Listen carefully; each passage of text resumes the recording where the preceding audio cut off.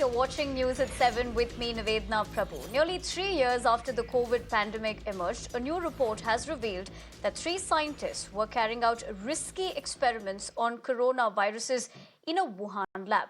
Now, according to the report, the scientist Wanhu was conducting risky tests at the Wuhan Institute of Virology with 2 colleagues, Ping Yu and Yan Zhu.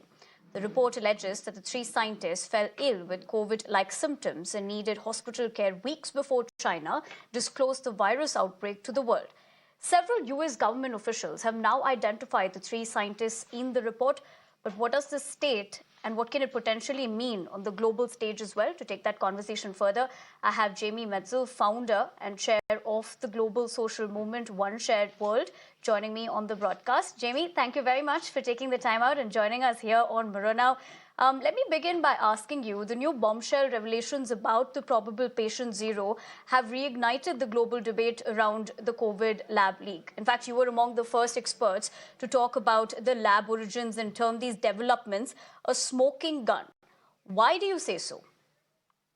So these are very serious allegations. They're not yet proven, but should it be proven that these 3 researchers at the Wuhan Institute of Virology were the first people to be infected with the SARS-CoV-2 virus, that would be definitive proof that the pandemic stems from a research-related accident in Wuhan. It's not yet proven. These are very serious allegations. The United States government, it will be releasing declassified documents this week, and hopefully that will shed more light on this very, very important topic. Right, Jamie, but for a common viewer, could you throw light on gain of function when it comes to study on viruses and what are the possible risks around it?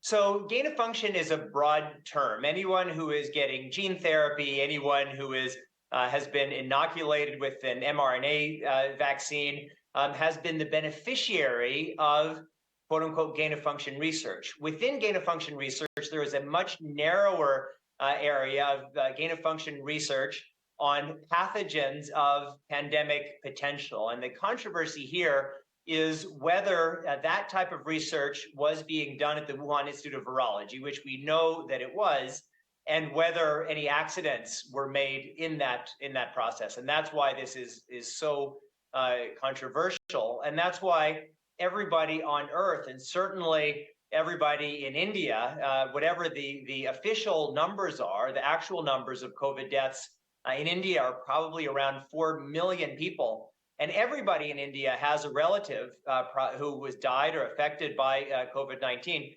We should all be demanding full transparency and accountability on the origins issue. Again, the circumstantial evidence so far, in my view, weighs heavily in the direction of a research-related origin, but we need to keep digging. Right, but the doctor who is mentioned as the alleged patient zero has disappeared from the scene days after the revelations. Do you think Beijing's cover-up continue till date around COVID origins, in your opinion? Beijing's cover-up from day one has been an international crime of historic proportions, in my view. They have destroyed evidence, hidden samples, prevented a meaningful international investigation. They have imprisoned Chinese journalists for asking the most basic questions. They have a gag order preventing Chinese scientists from saying or writing anything about pandemic origins without prior government approval. And it goes on and on to this day. China will do everything to prevent the kind of full accountability for COVID-19 origins that's required. And that's why the rest of us, including the Indian government, the American government, and everybody, need to do everything possible to push for and vocally demand answers.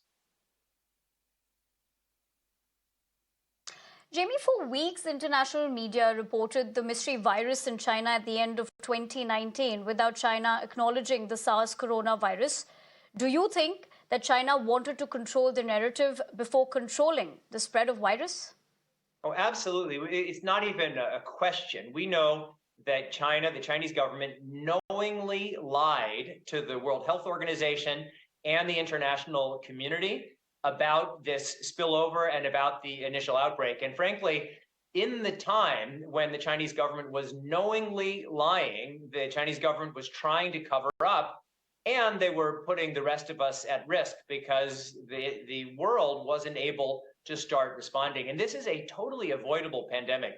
Had China been totally transparent and accountable from day one, the entire pandemic may never have happened at all. The great Indian thinker and philosopher and economist Amartya Sen talks about that famines not happening in environments where there's open access to information.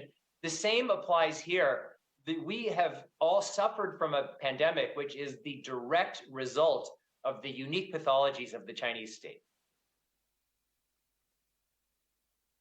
Right. And of course, as we're speaking about Dr. Wanhu, the alleged patient zero, was considered China's Batwoman Shen Xingli's star pupil. However, multiple reports cited her confiding to friends about the possibility of the lab leak. Do you think new revelations give credibility to lab leak origins not being a conspiracy theory? How do you read into that? Well, the possibility that COVID-19 stems from a lab accident in Wuhan was never a conspiracy theory. From day one, it should have been considered a primary origin hypothesis. It's just absurd that that hasn't been the case. And so, as I said up top, if it should be proven that Wanhu was the original, the first person, patient zero, to be infected with the SARS-CoV-2 virus, then that's just the answer. Then we know for certain that COVID-19 stems from an accidental lab incident. And then the question will be, well, what do we do? And I certainly think it will be appropriate for countries like India that have suffered so tremendously from this, again, totally avoidable crisis, to demand reparations, to start using the Indian legal system, international law, to try to demand accountability. We're not there yet. I don't think the quote-unquote lab leak origin is yet proven, and we need to keep digging, and we need to follow the evidence wherever it leads. Jamie, as you break that down for us and draw things into perspective, on the other hand, how do you think the world community, the WHO and the UN in general, should act and pressure China into providing transparent information and access to the Wuhan lab's activities in 2019? We need to do everything possible. There are some people who now say, well, let's forget what happened with COVID-19 because we need to move forward. We need to establish a pandemic treaty about the future. But there's no possible way to move forward on a basis of transparency and accountability if we don't establish the principles of transparency and accountability now. If the Chinese government can get away with the unnecessary deaths of 20 million people around the world, then the next time, if we're faced with a similar fact pattern, they will have every incentive to follow the exact game plan. If we want accountability in the future, we must establish that principle now, and the Indian government must play a central role in leading that charge. Jamie, before I let you go, my last question would be, what are the loopholes or challenges, in your opinion, to unearth this entire episode? I'm not sure I understand the question. Can you reframe the question? What are the loopholes or challenges that you perceive?